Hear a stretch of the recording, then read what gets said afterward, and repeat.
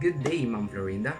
So for today's vlog, we're gonna talk about the lesson unfolding the biological self, which have two representations of ourself, which is the physical self and the sexual self. When it comes to my physical self, here comes my traits and characteristics that I've inherited from my both parents. And I remember that when I was in my elementary days, people often call me one of the seven dwarfs of Cinderella because of my height difference to my other classmates. And as I grow up, especially in my puberty stages, and from the age that I was circumcised, my height changes.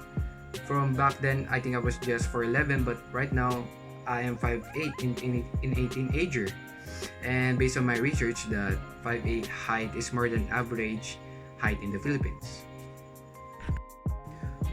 I also remember that people often ask me whether I have other race other than Filipino, like Arabian, Indian, Pakistan, and other race founded in the Middle East.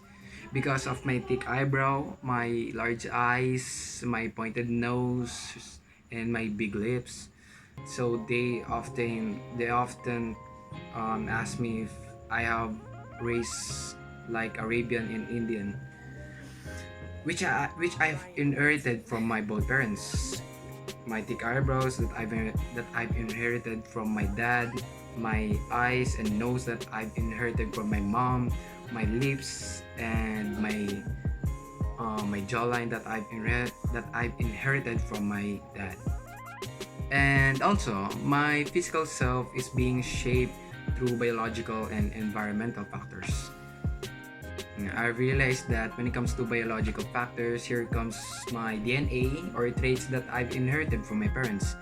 And when it comes to environmental factors, here are these certain standards of pureness, hygiene, nutrition. When it comes to my sexual self, I believe that I was born with a male genitalia or with penis. And I believe that my gender, which is being a masculine, is aligned at my sex at birth, which is male.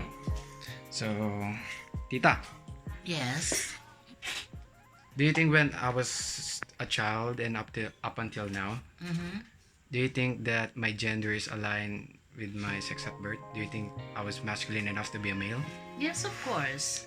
So that concludes my sex and gender. I've also remembered that when I was a child, there's a gender stereotyping occurring in my childhood. Like there are specific toys for male and there are specific toys for female. And based on my opinion, I am happy and contented enough in playing with my toys for male. And I remember that my dad used to say to me that I need to be a man, I need to be masculine enough.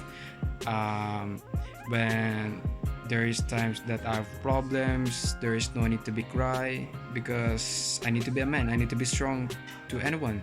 I need to be strong to any other to protect my family and my mom, my dad, my sibling. So, in this learning of unfolding the biological self, in physical self, I've learned that it is important to know the traits and characteristics you've gained from your parents and other factors that help you shape your physical self. And when it comes to sexual self, it is important to know your gender, whether it is aligned from your sex at birth, whether um, can you express truly yourself, your feelings and emotion. And the most important that I've learned and I want to share is be true to yourself, love yourself, and remember that you are the owner of your own ship. Your thoughts and your opinions will only matter to you up until you grow up until the day that you have problems, up until the day you are successful. Your only thoughts and opinions about yourself will only matters. So here are some of the activities that I've answered that help me realize and be informed in this subject.